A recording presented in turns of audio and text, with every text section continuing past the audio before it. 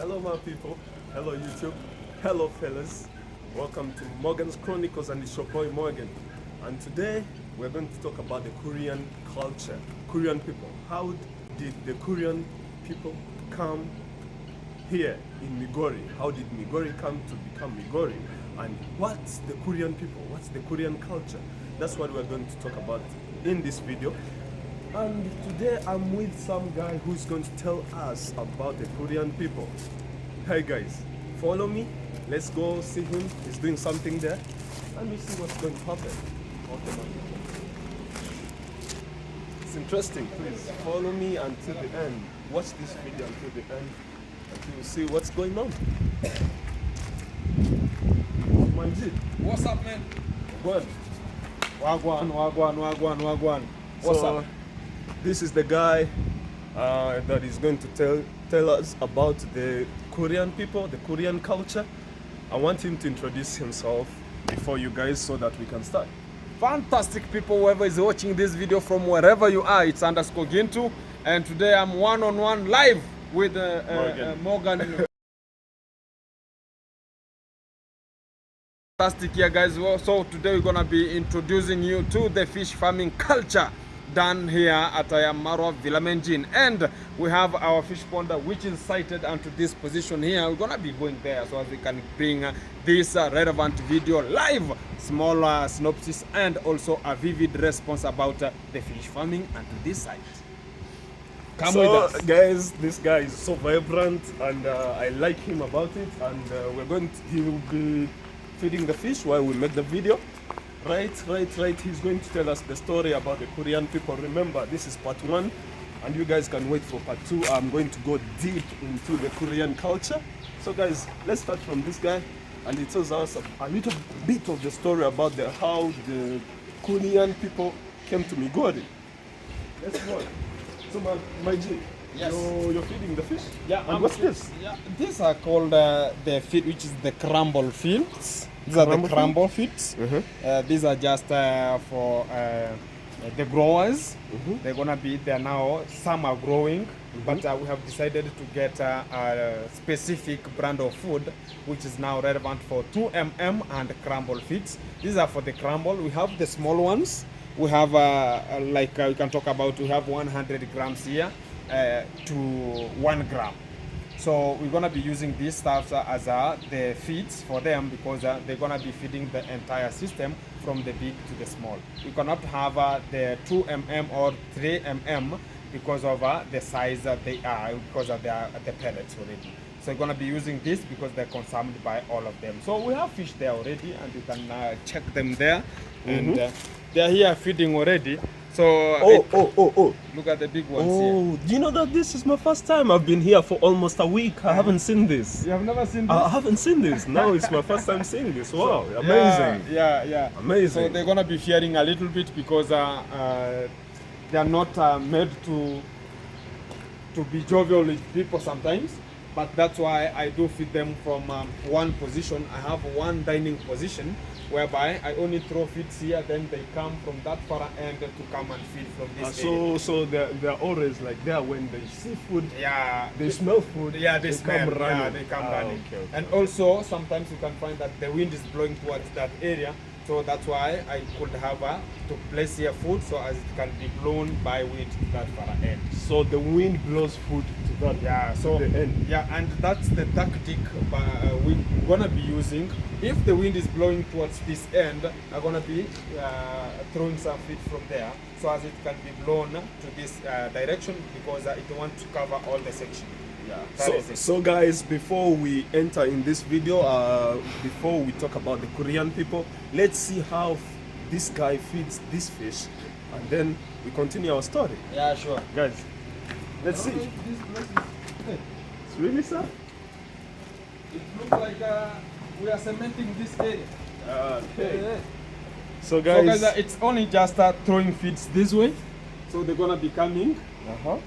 A little bit minutes. So the fish is going to come for this food? Yeah, they are coming for that food. So they're in front there. So I don't know if you can just check them there.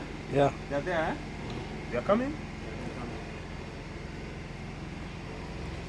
They're there now. Oh, here. Yeah. Damn. So you can just remember we were at that far end. Whenever you are now out of that end, they now go where people are not there. So let me ask you this. Yeah. How come you know how to do this? Did you learn to do this? Is it a cultural thing to do this? Is it tradition? Does anyone like in the whole world do this, or it's one of the traditions that you guys have? Okay. Yeah. In a small notices, come closer, so as you can just get the voice. Sometimes we have a very large voice, sometimes small voice. Yeah. Let me talk about a small synopsis or a small recap on this fish farming we are conducting at Ayamarwa. And also, I'm just a fish farmer. I have my own fish project ongoing. I have 3 big fish ponds that are for commercial. But Wow. whenever you get into business of fish farming, first you have to categorize yourself. Is it for commercial purposes or for the family purposes or for you? Okay. So if, like me, my fish farming project is for the commercial purposes.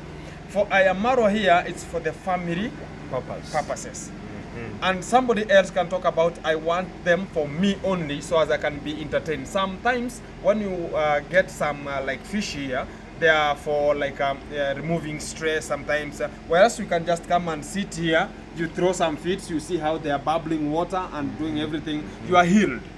You know, something like that. So that one can be for the personal stuff, like rearing fish for the personal maybe issues, you know. Personal purposes. Yeah, purposes. So from that one now, we can now go straight to the point whereby this fish pond here, it's 42 meters long, and it's the big one. We have 3 segmented fish ponds here. This is the big one, followed by the second at that far corner downwards. So is it operating? No, they're not operating yet. Okay. They're under construction still. So this one was fully made because we want to, it's the first time we have reared here some fish. They have not even finished here like 4 months already.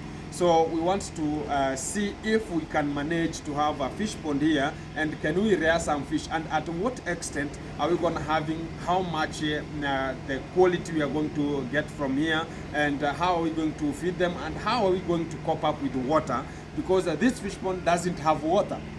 So it you was bring dry. water. So You bring water is water. coming from the outer side, because it's called because we have not even talked about what the name of this fish pond. It's not only a fish pond, it's called a flying beam fish pond. A flying beam fish pond. Yeah, a and flying what does beam- that mean exactly? Now let's go to the point.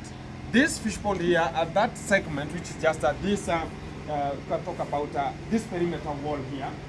It's not fully downwards from the ground. It's just a hanging beam. It's a hanging beam. It's So- a hanging beam. Oh, so this segment here is Yeah, just we hanging. have columns and a beam. So we have only columns here. Then we have a beam passing through, but it's not attached from the bottom level. So from the bottom level, we have placed there some cement bags, and also we have inserted there some stones. You can see the stones, stones from are there. inside. Yeah. Those I can ones see are that. now, the cement bags are there to Hold the stones? hold that place firm because of the For soil, the soil not to come. to avoid soil erosion. Erosion coming in, and the purpose of the hardcore is to filter water coming in. So that's why we have arranged everything at that segment until that far end, because water is coming from outside, coming towards this fish pond here. Okay. So that's why it's called a flying beam fish pond. Flying beam And fish pond. we have stocked here 420 fish already, whereby So before you continue, yeah. why do you keep fish here? Is it for eating purpose? Is it for decoration? Why do you keep fish here? Okay, for Ayamarwa here, I can talk about on behalf of Maro. These are just for the family purposes and also for nature from this area and also the beauty of this area. Yeah, So that's it's the not main purpose. for you guys. It's not for commercial. It's not for commercial. Yeah. It's not for eating. Yeah. It's not. It's just for there for good raising and Yeah, raising. It's like for the nature, for the ecosystem to look very neat, nature. I see. So that's how we rear this stuff here. And also we have different varieties of fish we have stocked here. That's why I've talked about. Look. Yeah. There are many. We are going to that far end. They are there mostly. Most of them they are at that far end. So we're gonna be talking about. We have stocked here 420 fish, which is somebody can be asking which species and which. We have stocked here tilapia fish, and also we have ornamental fish. Ornamental fish, they are just colored fish, and the tilapia are just the tilapia species. But the tilapia are divided into two here. We have the bright black tilapia and the bright red tilapia. And we have the ornamental ones. We have 6 brands of names of the ornamental we have here. We have the koi carp fish. We have the red curment. We have the gulpis. We have the guramis. We have the swordtail. We have the silver golden, and also we have. Let's talk about albino. So before you continue, Gintu, it's the way you're explaining all of this. It seems like you are familiar with this particular work. Yeah, sure. Have you been doing this since long time ago, or you just did this recently and you made your research recently? Tell us about a little bit of your story of this fish. Fish farming. How do you know fish farming? Okay. It was not so long. I worked with a company by the name Safaricom in Kenya, and whenever I worked there, I was digging some channels to install some cables from one booster to another. So I was paid a huge, awesome amount of money during that time. I was 17 years. Then, wow. So from that time, then I had to construct my own ponds from that far end. I have my own ponds there. You have your own pond? Yeah. Okay. So from there, it's 5 years ago. So I started fish farming. I never dreamt that I'm gonna be rearing some fish. But the place that it was there, it was a very swampy area. So I had to practice the fish farming because of the swampy area it was.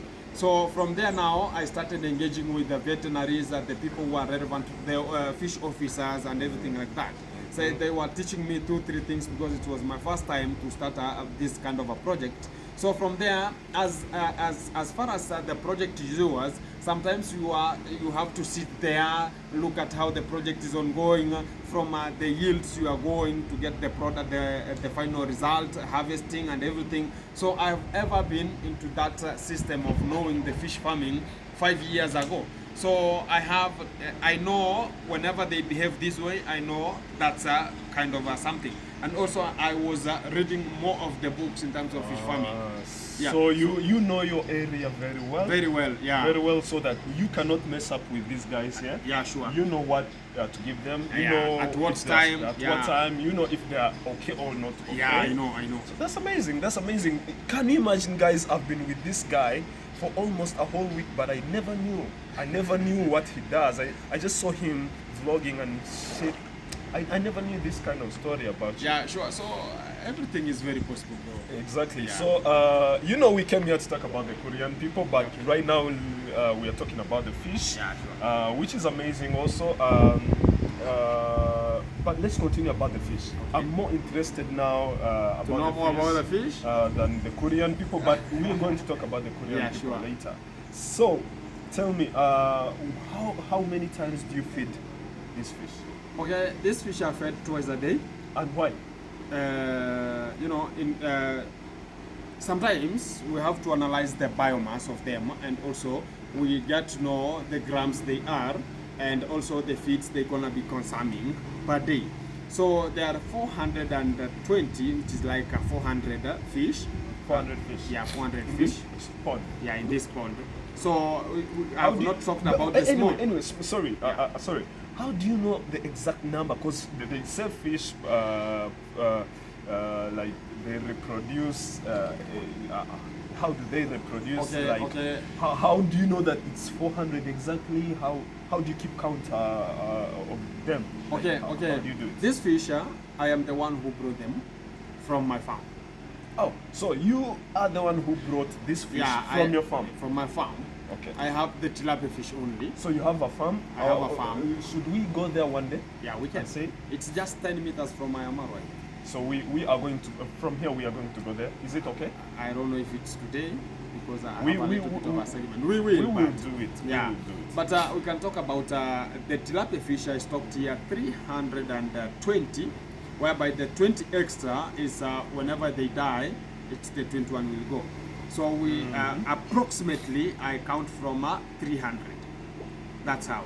And the ornamental ones, sometimes we purchase extra. So as I do observe how everything is moving, so as I know how many have died and how many have survived. So every day I come and check. Whenever it dies, it comes up. Really? They don't eat each other. So whenever it comes up, so I say that 3 have died. Let me take these 3. Then the first days you have stocked here, they have to die. 2 to 3, 5 there they have to die. So I They know are how getting to know the area, they are the getting environment, to, the first time, environment, yeah. the weather and everything. Yeah. So I did count how many have died and everything like that. So that's why I talk about approximately 420 have now I'm rearing here. But we have more than 3,000 fingerlings here. Really? Fingerlings, yeah. There are so many. At that far end, afterwards, we have very many fingerlings there, which are now growing. But the big ones, they're stuck onto this big fish pond here. So whenever we talk about that, sometimes we analyze about, we are talking about feeding them.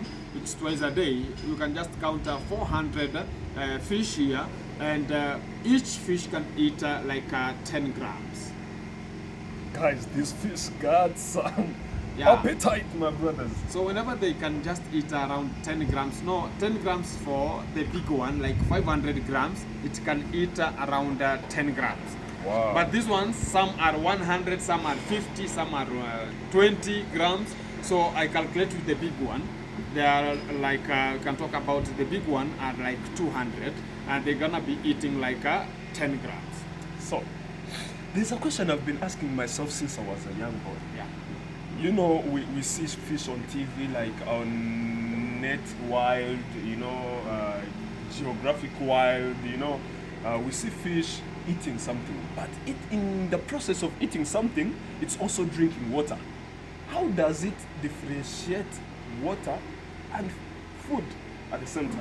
Okay. How does it eat food while consuming inside water? I don't get that phenomenon. I want you to explain that. Okay, in terms of fish feeding, whenever it opens the mouth, everything goes in, water and the feeds. Oh, really? Whenever now it goes in, that food needs water to be in terms of digestion. It needs water. So the fish, the mechanism it was made with, whenever it swallow water and feeds, water gonna be passes through the gills The out. gills, okay. Then the food remains, and now it has been diluted already with the water, so it's very soft. It goes into the stomach direct. So guys, did you know that? I never knew that, but right now Gint is telling me that. I didn't know that. That's the protocol of the fish. So even water is part of the digestion. So some water goes in, some water get out through the gills. So that's why it has the gills and it opens this side of the gills here. So that's how they do feed. And we can talk about, in terms of now feeding protocols, we have, they are now called top feeders. They don't eat anything sinking. They only eat things that float on top of Oh, water. amazing. So guys, did you know that? Did you know that fish don't eat sinking food? Not all tilapia all? fish. Tilapia fish, Yeah. okay. They eat what's called, they are called top feeders. They only eat whatever floats on water. Look at how the feeds are. Yeah, Even if I throw these feeds here, they're gonna float on top of water. Yeah.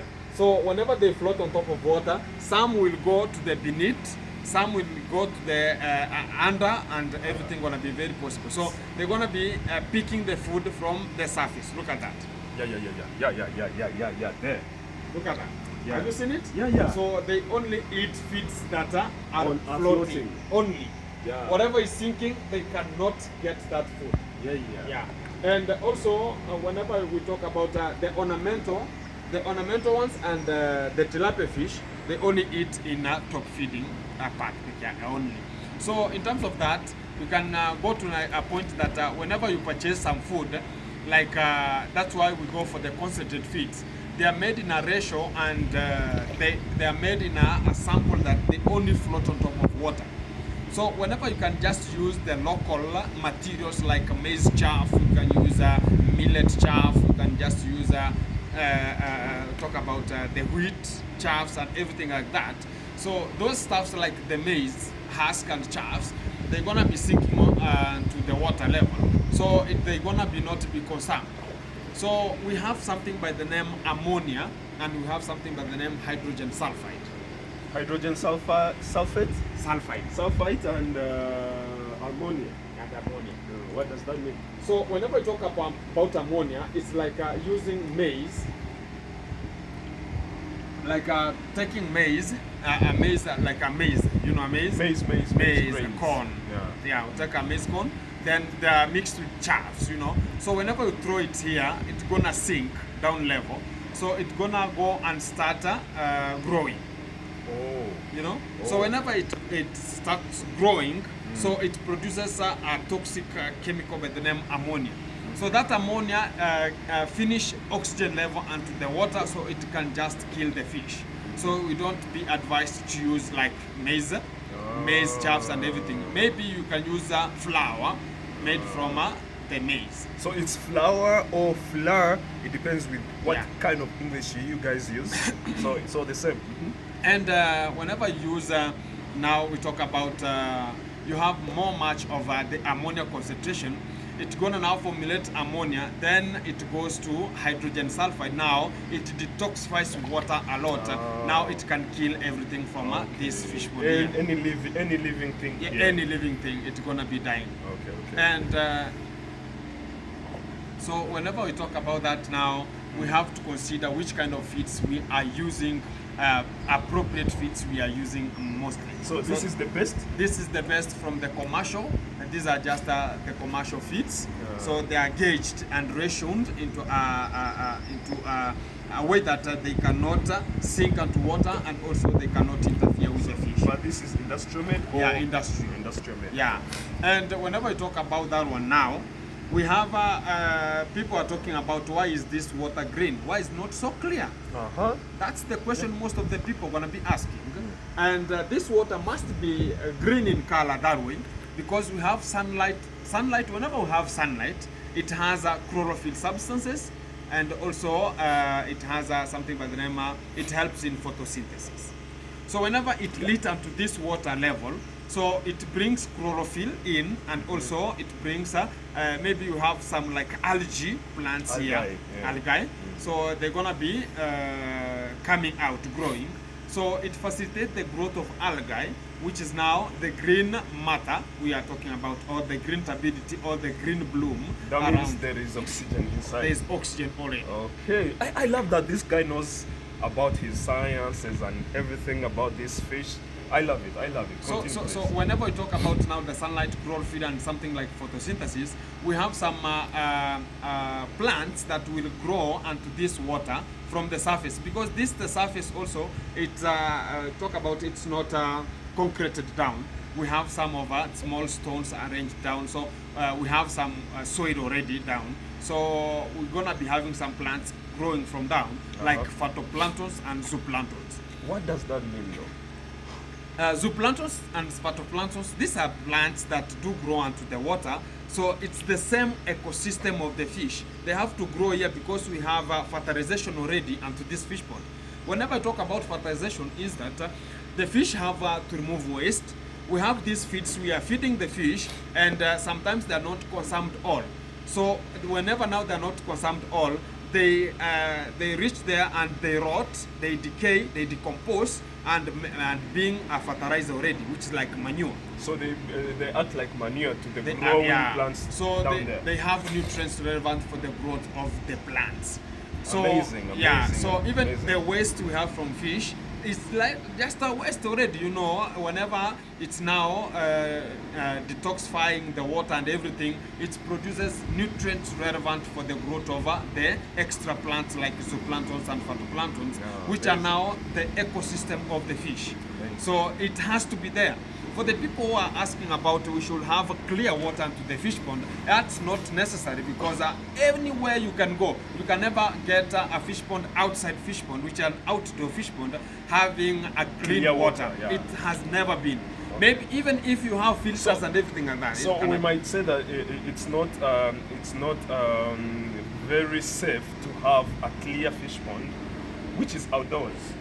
Yeah, it's not necessary. If it's an indoor, we have aquariums and everything like that. So sunlight is not hitting on it, and also the aquariums have their own filters and oxygen supply machines. So that's why you can never find the aquariums have green water.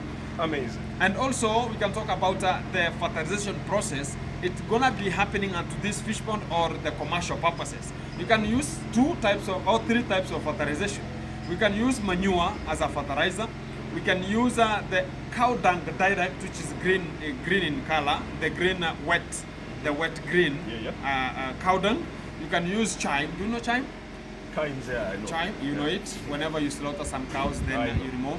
Then you can just use the commercial fertilizers like DAP, diammonium phosphate. So whenever you use, now it will now depend how do you want to boost your fertilizer, your pond. Like this is not for commercial, you can use DAP because it will not turn water into green so far, but it will facilitate the growth of the algae. Because the tilapia fish do eat algae entire life cycle, and it has all vitamins, all the balanced diet.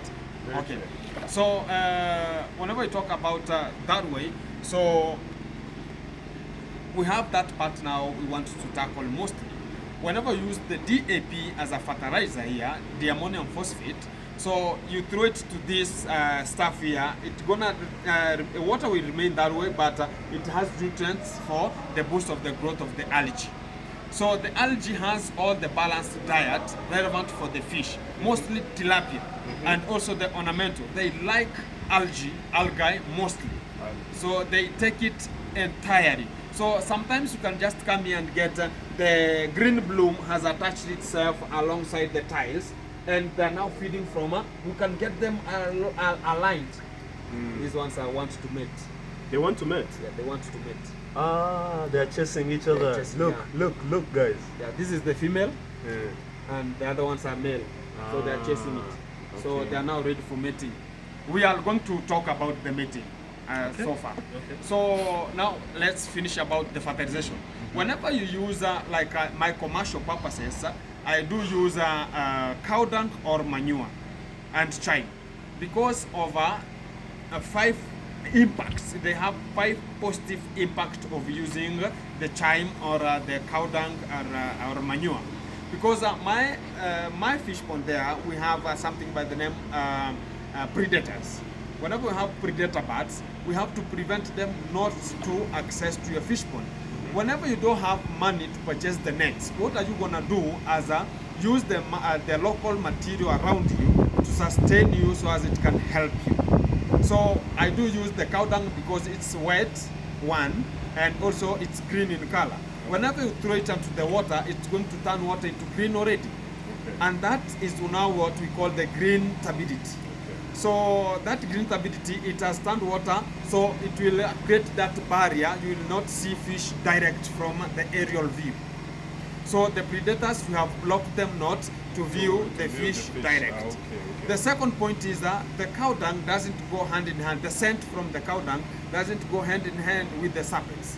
I'll talk about the snakes. So, is that that technique that you use to prevent predators from the to protect the fish from the predators? Is it a traditional way to you do? It's a traditional way. Is it the way you do it here around Migori or the Korean people? Mostly, it now differs with how you have come out with your fish farming project. Because some use nets, predator nets. Like me, I don't have predator because they are so expensive for me to purchase. So I'm gonna use my local method. Local methods. So as that's what I want exactly. Local methods, and they really work. They really work. And you've never seen predators coming here. They will never see them. Whenever even you see them, they cannot spot the fish direct. So that's why I use the cow dung or the chime. The chime is the sometimes it has a 5 positive impact, but the cow dung have 4 positive impact. The cow and the cow dung and the chime have same points, but the chime has an extra point, which is now I have reached in the second time, which is just the second positive impact of using the cow dung and the chime, whereby now you have the green turbidity, now you have the scent from the cow dung, so you cannot get snakes around your fish pond. Okay. So the scent doesn't go hand in hand with the snakes. Good, good. Because of the cow dung. Because of the cow dung. The third point is that now water is already green in color. Now you have nutrients relevant for the growth of algae because of you have fertilized that pond already. So that water you can use it to irrigate your other crops outside from the fish Really? pond. Yeah, because if it facilitates the growth of algae, which is now the crops, what about the other extra outside plants, crops? yeah. So they're gonna do well, like nursery beds and seedlings, like that. Amazing. Did you know that, guys? And I bet also, you didn't. the fourth point about that, whenever you use the cow dung also, or the chime, it's gonna facilitate what we call, it provide like food to the fish, like chime mostly, because fish do eat grass, they do eat potato beans, they do eat kales mashed, they do eat avocado, Pills? no. Avocado, that's innards. The avocado seeds. Avocado seed. Whenever it's mashed, they can eat it. So the chime mostly it consists of the grass. So whenever you throw here some grass, they're gonna eat that grass as a food also. Really? Yeah. So that's now the fertilization of the pond. Amazing. So let's talk about the mating. I'm more interested in the mating because I really saw it here and I was amazed Yeah. of So how it whenever works. now let's go to the point of now mating. Now in mating we have some talk about English names that like do you know spawning? Spawning? Spawning time? I got no idea. Don't know the spawning time? Okay, do you know Is it like what's called humping? barrows? Do you know barrows? Barrow. No? B-U-R-R-O-W. You know, like the wheelbarrow? No. Like the barrows, So like guys, the BU? let's go direct to the point this way. Whenever now we reach to this segment of now mating, we have tilapia fish and ornamental. Both are like the same genus, but different species. So now let's talk about the tilapia first. Then we go to the ornamentals. The tilapia fish, they have something by the name sparrow. It's just called spawning time. Spawning time is the time that the tilapia fish, they happen to have different colors. The male one, they get to be in a different color. They have a pale blue color or a pale green, sometimes reddish in color on top of the head. So that period of time, they develop such kind of colors so as they can attract the female. Oh, You know, it's like the male. So it's like dripping, dripping, and, sure. you know. Yeah, sure. Hey. It's like people. So whenever they develop such kind of colors, now they are ready for mating. So they go and look for a specific place. They create something called a burrow. A burrow is like a pot. They just dig somewhere like a pot. Then they develop such colors. They have developed already those colors. Now they are ready for mating. Then they go and look for a female. Wow. So these guys really, they are so corny. Yeah. So whenever they go and look for the female and they get the female, they now lure those female to that burrow they have created. So, so as that female can now lay eggs onto that small burrow created. So Wow, whenever amazing. now a female is driven there, it's gonna just lay eggs via the mouth. They are called mouth breathers. Wow. They bring no way. They, no way. They What? bring eggs from the mouth. The mouth? They're called mouth breathers. Mouth breathers. Yeah. Damn. That's- So whenever now they It's amazing. lay some eggs using the mouth onto that burrow, the male one fertilizes the eggs, then the female incubate the eggs via the mouth again. What? That's the tilapia fish we are talking about. So whenever now they incubate the eggs via the mouth, then they go down the level so as they can have the constant temperature relevant for the hatching of the fries from the mouth. So whenever they can just take like 7 to 12 days preparing for the hatching. So in that period of time, the female doesn't eat, and the only thing is it drinks only water.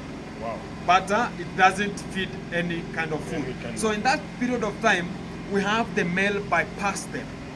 Because the male, whenever you throw some feeds here, they eat. You know, but the female ones, they are now in incubation time. So they don't eat. They're only drinking water. They're only drinking water. So that period of time, you can find that the female ones, the male one bypass them in terms of size. And I will come to that point. You just talk about that point whenever we reach to why am I using the commercial and which kind of fish am I using in commercial purposes. So in that period of time, now after that time of hatching, now they go to a certain corner, then they lay those, they hatch now those eggs into small fries. We have the small one with a 0 day to 1 day hatch, they are called fries. After 1 month, they are called fingerlings. After 2 months, they are called post fingerlings. From there now they are big fish.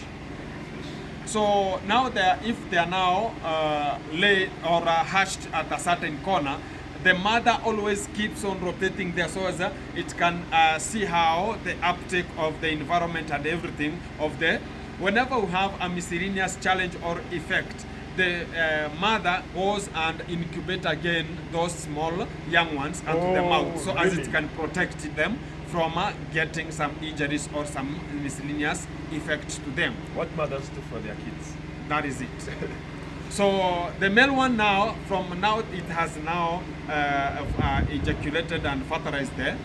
Talk about fertilize the eggs. So that spawning time is gone. So it will now come back in another time. Then it will go back to the same cycle how it is. So it's always repeating itself. Yeah, it's repeating itself. Let's go tackle, now that's the hatching of the tilapia. Let's go to the ornamentals.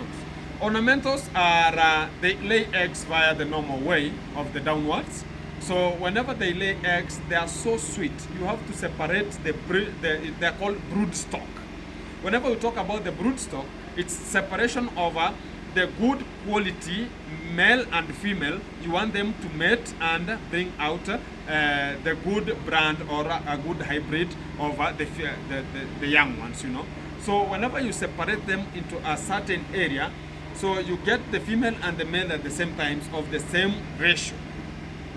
Then whenever you just separate them, make sure that you cannot leave them like this pond that it's now this pond. No, you should prepare like a hopper net. Then you insert it somewhere. Then you place them onto that hopper net so as you control that breeding there. Why do you do that? Because their eggs, whenever they lay some eggs like onto this fish pond, they are so sweet. They eat them. Wow. So to prevent them eating those kind of feeds, you should provide the strings. You can just take a sack of, you know, those sacks. Talk about the sacks of inserting some maize like that one. So you split those stuffs so as you can get strings.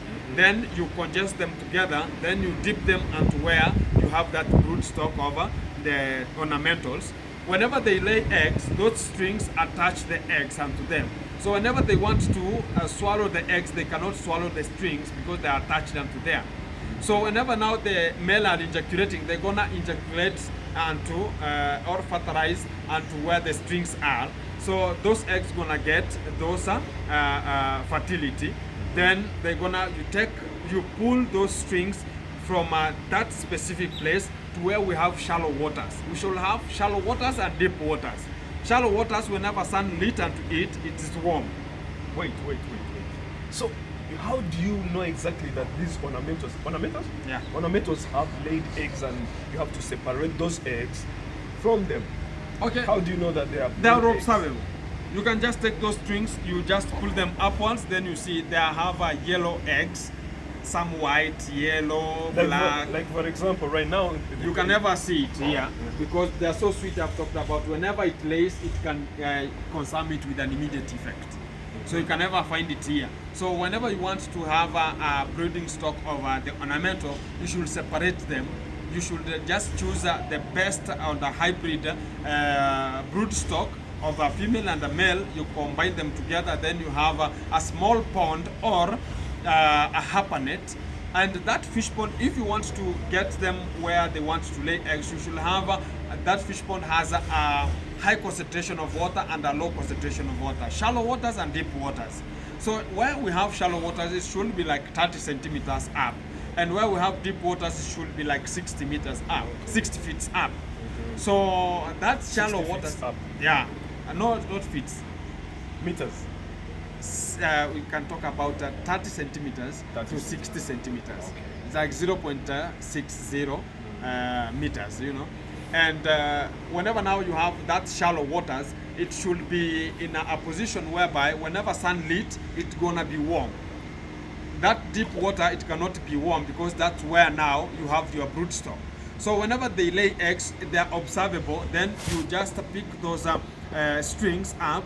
Then you just observe. If there are some eggs there attached already, you know it's the next morning. So they have you fertilized already. you do that every day. Continuously. You do that every day so every that day. they don't eat it. Yeah, eat them. they cannot their eat them eggs. because they are already in the strings. Okay. So whenever you find that one now, you pull those strings to where we have shallow waters. They only take only 3 to 4 days, then they have hatched themselves. Oh, wow. So that's how you hatch the ornamental fish. Wow. Then we were talking about why, like me, am I going for, because here we have a the combination. traditional way and the original way of protecting them from predators. Why? Why do you do that? Not only predators you have to protect them the way you want. Okay. So if it's so expensive for you to purchase predator nets, you're gonna be going to the manual way of operating. So I was talking about the commercial purposes of me. Why am I using only monosex of tilapia? I'm only using male tilapia only to so as I can go on with my project, because I've talked about whenever we talk about now the incubation time, they don't eat, they go down, so the male bypass them. So that's why whenever I go to the hatchery to purchase some fish for me to take out to keep them onto my fish pond, I go for the monosex of male only. Okay, we are talking about we are having what's called the monosex of male, and people might be asking about how do the hatcheries produce the male only, and why don't we just use the combination of male and female? But the hatcheries have something by the name methyl testosterone, which is just a chemical that whenever now they are hatched already, the fries ones are hatched after 1 day. The methyl testosterone is combined with the feeds, and they are given the feeds already, so as they can just consume the feeds with that kind of talk about it's like a hormone that will turn female to male. So whenever they use such kind of methyl testosterone hormone, so it changes them from female to male direct. So that's what's happening from the hatcheries. So whenever I go for purchasing fish for the commercial purposes, I do get, we have the male, the monosex, male tilapia there. But it's So, not given. When you say you purchase fish for commercial purposes, that means you purchase fish for business. Yeah, for business. So I cannot just talk about, I can depend on the same, like I have stocked here some fish, then they produce, then we got some, a little bit of, talk about the fingerlings, then I talk about I can take them to my place. They are not secure, and we talk about we want a high fertility or a hybrid, so as we can keep them there and they grow so quickly. So they should have a high growth rate, and also resistance to the sickness that might be around. So that's why I do go for the male tilapia only, because of the high growth rate and power of growing. So after 6 months only, you can just find that the fish is around 300 grams. Wow. Yeah. So that's why. For how long? Just 6 months. 6 months, and it's already 300 grams. Yeah. Amazing. Whenever you go up to 10 months, it's around now talk about 500 grams and above. Amazing. But when we talk about now marketing about the fish, the small fish pays than the big fish. Why is that? People might be considering, oh, the big fish has Meat not only meat, the cost is up. It's not like the female ones, you know. Yeah.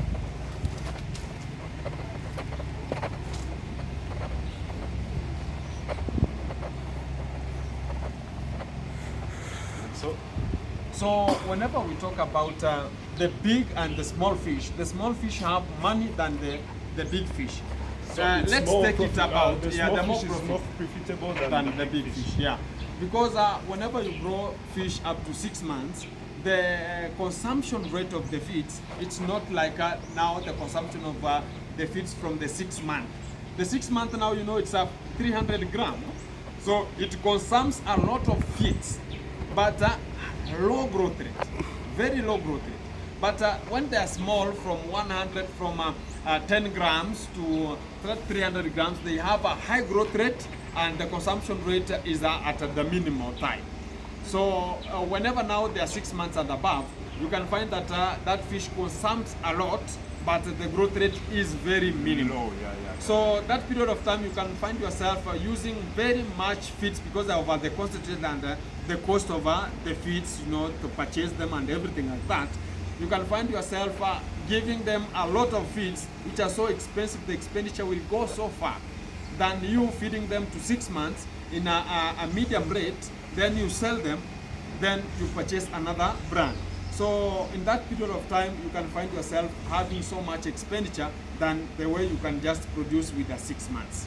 Amazing. That's why we go for the small fish pays than the big one. But if it's a bigger production, you get your own feeds, you prepare your own feeds, you have your own machines for preparing. You can go to an extent of now having big fish because they are now profitable to you than having the low or the small fish. But like me, I'm a farmer, I don't have my machines, I don't have the ingredients of making some feeds. I do go for small fish pays than the big one. Yeah, that's it. Yeah. Amazing, amazing. So guys, I really bet that you didn't know about this.